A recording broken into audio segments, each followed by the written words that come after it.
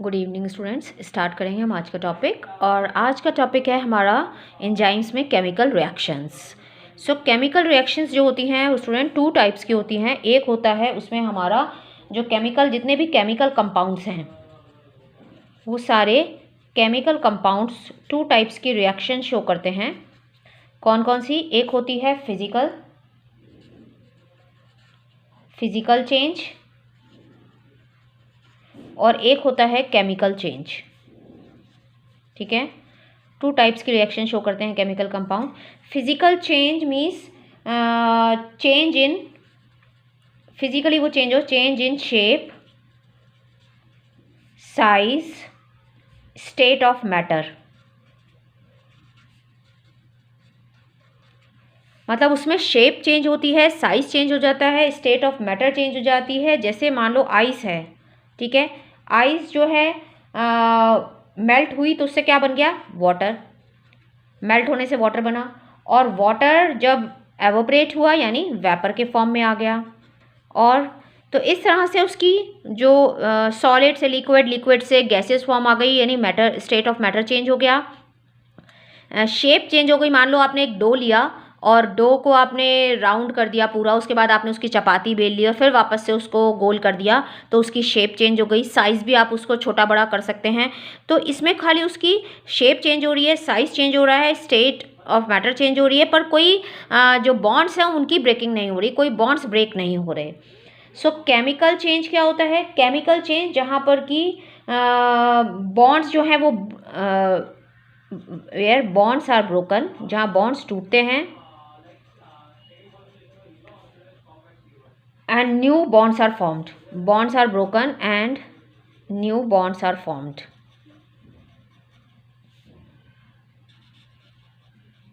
जहाँ पर जो है वो बॉन्ड्स टूटते हैं और नए बॉन्ड्स बनते हैं, जिसको हम बोलते हैं केमिकल रिएक्शन। जैसे एनसीईआरटी में एक एग्जाम्पल दिया हुआ है, जो barium hydroxide BaOH2 plus sulphuric acid H2SO4, ये इनऑर्गेनिक जो है वो केमिकल रिएक्शन है, क्योंकि इसमें कोई भी ऑर्गेनिक कंपाउंड इन्वॉल्व नहीं हो रहा। बेरियम सल्फेट प्लस 2H2O, ठीक है, यानी बेरियम हाइड्रोक्साइड ने सल्फ्यूरिक एसिड के साथ रिएक्ट करके नया कंपाउंड बनाया, बेरियम सल्फेट, और वाटर बनाया। सो यहाँ पर इनकी ब्रेकिंग हो गई, बेरियम और सल्फेट मिल गए और वाटर यहाँ से रिमूव हो गया। बेरियम और सल्फेट मिलकर यहाँ एक नया कंपाउंड बन गया। यहाँ पे बॉन्ड्स की जो है वो बॉन्ड्स ब्रेक हो गए और वाटर यहाँ से रिलीज हो गया। तो ये इनऑर्गेनिक रिएक्शन है। इनऑर्गेनिक जो है वो केमिकल रिएक्शन है, क्योंकि यहाँ पर कोई भी ऑर्गेनिक कंपाउंड यूज़ नहीं हुआ। ये हो गई हमारी इनऑर्गेनिक रिएक्शन। ठीक है, अगर हम ऑर्गेनिक की बात करें, ये हमारी इनऑर्गेनिक है। अगर हम ऑर्गेनिक रिएक्शन की बात करें तो ऑर्गेनिक में मान लो जैसे हाइड्रोलाइसिस है, hydrolysis of starch. Hydrolysis of starch, अगर हम स्टार्च की करें हाइड्रोलाइसिस, तो स्टार्च किस में कन्वर्ट होता है? स्टार्च पहले कन्वर्ट होता है माल्टोज में, और माल्टोज फिर वापस से ब्रेक डाउन होता है ग्लूकोज में, ग्लूकोज प्लस ग्लूकोज, ये आप पढ़ चुके हो। जब इसकी ब्रेकिंग होती है तो यहाँ पर जो है वो बॉन्ड्स ब्रेक हो जाते हैं। स्टार्च की हाइड्रोलाइसिस हुई, आपको पता है स्टार्च को डाइजेस्ट करता है माइलेज, जो है माइलेज माल्टोज में कन्वर्ट करता है, और माल्टोज से आगे फिर ग्लूकोज बनता है। तो इस तरह से इनकी जो है वो केमिकल बॉन्ड्स टूट गए, नए केमिकल्स बन गए।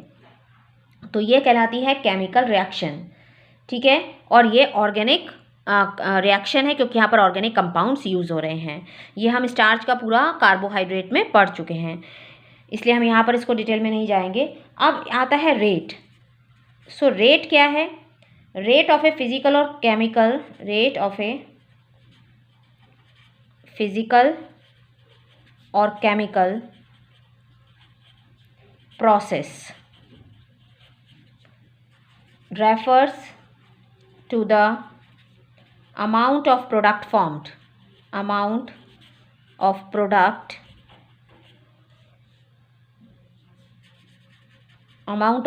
formed as per unit time, as per unit time। तो इसको हम क्या लिखते हैं, R is equal to delta P upon delta T, यानी कितने प्रोडक्ट की, P for product, T for time की पर यूनिट टाइम में इतने टाइम में इतने प्रोडक्ट की फॉर्मेशन हो रही है, इसको हम बोलते हैं रेट, कि इतने टाइम में इतने प्रोडक्ट की फॉर्मेशन हुई। ठीक है, और इसको हम वेलोसिटी भी कह सकते हैं। कब कहेंगे वेलोसिटी, जहाँ पर डायरेक्शन को फिक्स किया जाए कि भाई डायरेक्शन क्या है, जहाँ पर हम इसमें डायरेक्शन दे दें। तो जब हम इसको डायरेक्शन दे दें कि भाई ये फॉरवर्ड डायरेक्शन में जा रहा है, ये बैकवर्ड डायरेक्शन में जा रहा है, अगर हम यहाँ पर रेट के साथ उसमें डायरेक्शन दे देते हैं तो वो क्या कहलाती है, वो कहलाती है वेलोसिटी। वहाँ पर हम इसको बोलेंगे वेलोसिटी, जहाँ पर हमने इसमें डायरेक्शन को दे दिया कि ये फॉरवर्ड डायरेक्शन में मूव कर रही है, बैकवर्ड डायरेक्शन में मूव कर रही है, इस डायरेक्शन में मूव कर रही है, तो वहाँ पर हम इसको वेलोसिटी बोलेंगे रेट की जगह पे, अगर वहाँ पर डायरेक्शन जो है वो स्पेसिफाइड हो, डायरेक्शन स्पेसिफाइड होगी तब हम उसको बोलेंगे वेलोसिटी। ठीक है, अब कौन कौन से फैक्टर्स हैं जो इसकी रेट को जो है वो रेट को इफेक्ट करते हैं, तो उसमें सबसे बड़ा जो रोल प्ले करता है वो है टेम्परेचर। क्योंकि आपको पता है जैसे जैसे हम टेम्परेचर को बढ़ाते हैं, वो मान लो हमने 10 डिग्री सेल्सियस टेम्परेचर को बढ़ाया, ठीक है, सबसे बड़ा रोल प्ले करता है रेट को बताने में कि कितना रेट है प्रोडक्ट फॉर्मेशन का, वो रोल प्ले करता है टेम्परेचर। मान लो हमने 10 डिग्री सेल्सियस टेम्परेचर को बढ़ाया, जब हम टेम्परेचर को बढ़ाते हैं तो मॉलिक्यूल्स में वाइब्रेशन बढ़ जाता है, मॉलिक्यूल्स के अंदर वाइब्रेशन बढ़ जाता है, और जब ये वाइब्रेशन बढ़ जाता है तो ये इसमें काइनेटिक यानी काइनेटिक एनर्जी इसके अंदर बढ़ गई है, काइनेटिक एनर्जी बढ़ गई, काइनेटिक एनर्जी बन गई तो ये वाइब्रेट करने लगे और एक दूसरे के साथ कोलाइड करने लग जाते हैं, वाइब्रेट करने लग जाते हैं, एक दूसरे के साथ कोलाइड करने लग जाते हैं, तो प्रोडक्ट फॉर्मेशन बढ़ जाता है। मतलब टेम्परेचर 10 डिग्री सेल्सियस बढ़ाया तो क्या हुआ, इसके अंदर ज़्यादा मॉलिक्यूल्स के अंदर ज़्यादा काइनेटिक एनर्जी आ गई, ज़्यादा तेज़ी के साथ ये एक दूसरे के साथ कोलाइड होने लगे, तो उतनी ही तेज़ी से यहाँ पर जो है वो प्रोडक्ट की फॉर्मेशन बढ़ जाती है, प्रोडक्ट बनने लग जाते हैं, प्रोडक्ट की बनने की रेट बढ़ जाती है। ठीक है, कैसे इसको हम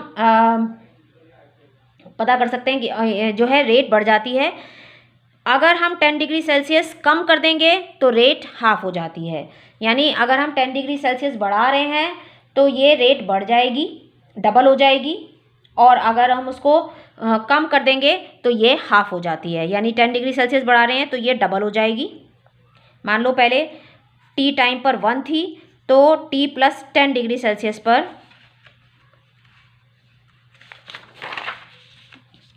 मान लो ये टी डिग्री टेम्परेचर जो है 1 था, तो टी पे 1 था, और अगर हम टेम्परेचर प्लस 10 डिग्री सेल्सियस उसको बढ़ा देंगे तो ये डबल हो जाएगी, और अगर हम उसको हाफ कर देंगे, कम कर देंगे, टेम्परेचर लो कर देंगे तो ये हाफ रह जाएगी, रेट हाफ हो जाएगी पहले से।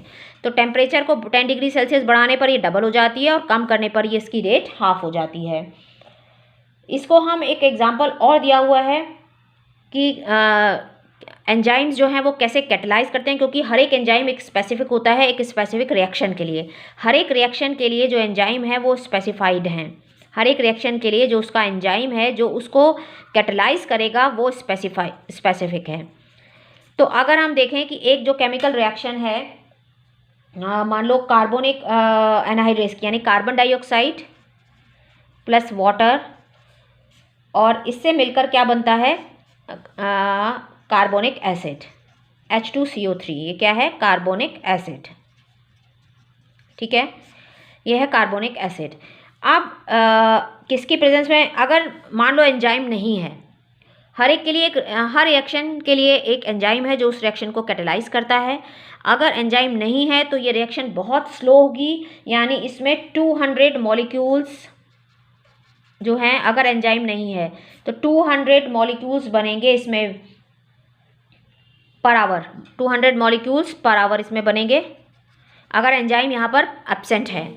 ठीक है, और अगर एंजाइम प्रेजेंट है तो वहाँ पर क्या हो जाएगा, मान लो यहाँ पर एंजाइम प्रेजेंट हो गया, कार्बोनिक एनहाइड्रेस यहाँ पर आ गया, कार्बोनिक एनहाइड्रेस, तो ये रिएक्शन इतनी जल्दी प्रोसीड करेगी, इतनी फास्ट प्रोसीड करेगी। इसमें 6 लाख मॉलिक्यूल जो हैं वो इसके बन जाएंगे पर सेकेंड। सोचो, मॉलिक्यूल्स पर सेकेंड, यानी इतनी तेज़ी से ये बढ़ जाएगी एंजाइम की प्रेजेंस में। इसका रेट बढ़ जाएगा, 6 लाख मॉलिक्यूल्स पर सेकेंड बनने लग जाएंगे। यानी ये एंजाइम से रिएक्शन को कितना 10 मिलियन टाइम बढ़ा दिया। 10 मिलियन टाइम्स इस रिएक्शन को बढ़ा दिया किसने? एंजाइम ने। तो ये रिएक्शन कैटेलाइज्ड हो गई। तो हर उसके लिए एक स्पेसिफिक एंजाइम होता है। जैसे मान लो हमने खाना खाया और वो खाना जब हमने लिया, अगर एंजाइम नहीं होता, हमारा डाइजेस्टिव सिस्टम में एंजाइम्स वर्क नहीं करते, तो हो सकता था वो जो एक खाना हमने खाया था फर्स्ट मील, वही हमारा लास्ट मील बन जाता, क्योंकि कोई उसको डाइजेस्ट करने वाला नहीं था, उसको कोई कैटेलाइज नहीं करता। पर हमारा डाइजेस्टिव सिस्टम इतना स्ट्रांग है, इतने सारे एंजाइम है जो उसको कैटेलाइज करते हैं और वो जल्दी से डाइजेस्ट हो जाता है। सो हर चीज़ को कैटेलाइज करने के लिए वहाँ पर एंजाइम्स प्रेजेंट होते हैं। अब आता है कि मान लो हर मेटाबॉलिक रिएक्शन, यानी हर रिएक्शन, यानी जो जितनी भी मेटाबॉलिक रिएक्शंस होती हैं हमारी, उनके लिए एंजाइम्स यहाँ पर प्रेजेंट हैं। को करने के लिए जितनी भी मेटाबॉलिक, चाहे वो एनाबॉलिक हो यानी सिंथेसिस किसी चीज़ की होनी हो, या मेटाबॉलिक रिएक्शंस कौन कौन सी होती हैं? Anabolic and catabolic. Anabolic and catabolic. Anabolic यानी सिंथेसिस वाली कोई भी चीज़ अगर हमारी बॉडी में बन नहीं है वो भी एंजाइम्स कैटेलाइज करेंगे। जो कैटाबॉलिक मतलब काटने वाली यानी ब्रेक डाउन वाली।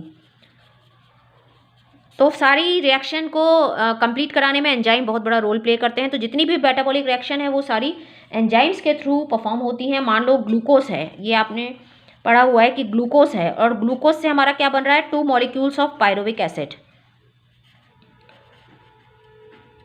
Pyruvic 2 molecules of pyruvic acid, ठीक है, ये बन रहे हैं। तो यहाँ पर ये जो रिएक्शंस हैं ये हम इसको बोलते हैं मेटाबॉलिक पाथवे। ये कहलाती है हमारी मेटाबॉलिक पाथवे। अब ये पाथवे क्यों बोलते हैं? क्योंकि यहाँ पे मल्टीपल मेटाबॉलिक पाथवे क्यों? क्योंकि यहाँ पर ये 10 स्टेप प्रोसेस है। 10 स्टेप्स हैं इसके, और 10 डिफरेंट एंजाइम्स हैं जो हर रिएक्शन को प्रोसीड कराते हैं। 10 स्टेप्स में जाकर ग्लूकोज जो है वो 2 मॉलिक्यूल्स पायरुविक एसिड में कन्वर्ट होता है। और ये मल्टीपल स्टेप रिएक्शंस हैं, 10 स्टेप की रिएक्शंस हैं, इसलिए ये कहलाता है मेटाबॉलिक पाथवे, जिसमें ग्लूकोज का एक molecule 2 molecules of pyruvic acid में कन्वर्ट हो जाता है, जिसको हम बोलते हैं ग्लाइकोलाइसिस। अगर हम इसको फर्दर आगे देखें, 1-2 स्टेप और लगाएं, तो हमें मल्टीपल प्रोडक्ट्स और मिल जाएंगे। कैसे?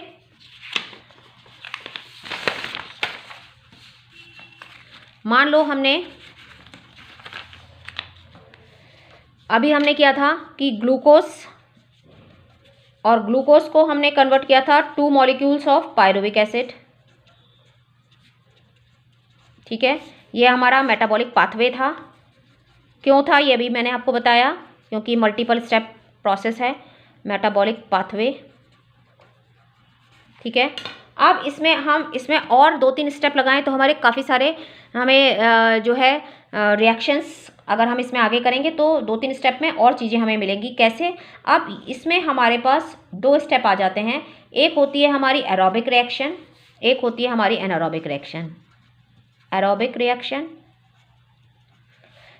रिएक्शन के अंदर पायरुविक एसिड जो है वो कन्वर्ट होता है किसके अंदर? पहले होता है जाके एसिटिल कोएंजाइम ए, और ये एसिटिल कोएंजाइम में एंटर करता है माइटोकॉन्ड्रिया में, जहाँ पर जाकर ये carbon dioxide plus water plus energy में कन्वर्ट होता है। तो ये हमारी एरोबिक रिएक्शन है, जहाँ पर pyruvic acid acetyl coenzyme A के फॉर्म में माइटोकॉन्ड्रिया में जाता है और वहाँ पर जाकर ये ब्रेक डाउन हो जाता है कार्बन डाइऑक्साइड, वाटर और एनर्जी में, जो हमारी एरोबिक प्रोसेस है, ठीक है। अब नेक्स्ट है कि पायरुविक एसिड अगर एनारोबिक रिएक्शन, एनारोबिक कंडीशन के अंदर क्या होगा? एनारोबिक कंडीशन के अंदर हमारी फिर से 2 स्टेप प्रोसेस हो जाती है। एक, अगर जो है इथाइल अल्कोहल बनना, जिसको हम फर्मेंटेशन बोलते हैं, जिसमें हमारे 2 मॉलिक्यूल्स ऑफ इथेनॉल बनता है, इथाइल अल्कोहल जिसको हम बोलते हैं, प्लस 2 कार्बन डाइऑक्साइड, जिसको हम अल्कोहल फर्मेंटेशन भी बोलते हैं। अल्कोहल फर्मेंटेशन भी हम बोलते हैं इसको, ठीक है। और या फिर लैक्टिक एसिड, हमारे स्केलेटल मसल में जो है लैक्टिक एसिड की फॉर्मेशन होती है, लैक्टिक एसिड बनता है, 2 मॉलिक्यूल्स ऑफ लैक्टिक एसिड, जिसको हम लैक्टिक एसिड फर्मेंटेशन भी बोलते हैं, लैक्टिक एसिड फर्मेंटेशन। तो ये सारी जो है मेटाबॉलिक पाथवे जितनी भी हैं सारी हमारी जो है, इसके लिए यहाँ पर एंजाइम्स प्रेजेंट होते हैं। तो अगर एरोबिक कंडीशन है तो ये पायरुविक एसिड एसिटिल कोएंजाइम में कन्वर्ट होगा, माइटोकॉन्ड्रिया में जाके कार्बन डाइऑक्साइड और वाटर एनर्जी में देगा हमको। और अगर ये एनारोबिक रिएक्शन है तो हमारा इथेनॉल बनेगा, कार्बन डाइऑक्साइड बनेगा, जिसको हम अल्कोहलिक फर्मेंटेशन बोलते हैं। और अगर हमारी स्केलेटल मसल में जा रहा है, स्केलेटल मसल में जा रहा है तो लैक्टिक एसिड बनाता है, जो हमें क्रैम्प्स आते हैं जब ये ज़्यादा एक्यूमुलेट हो जाता है, जिसको हम लैक्टिक एसिड फर्मेंटेशन बोलते हैं। तो इस तरह से ये जो प्रोसेस हैं ये हमारी केमिकल रिएक्शंस जो हैं वो चलती हैं, ठीक है। नेक्स्ट पार्ट में हम आगे का टॉपिक पढ़ेंगे। So thank you, thanks for watching, please like, subscribe and share.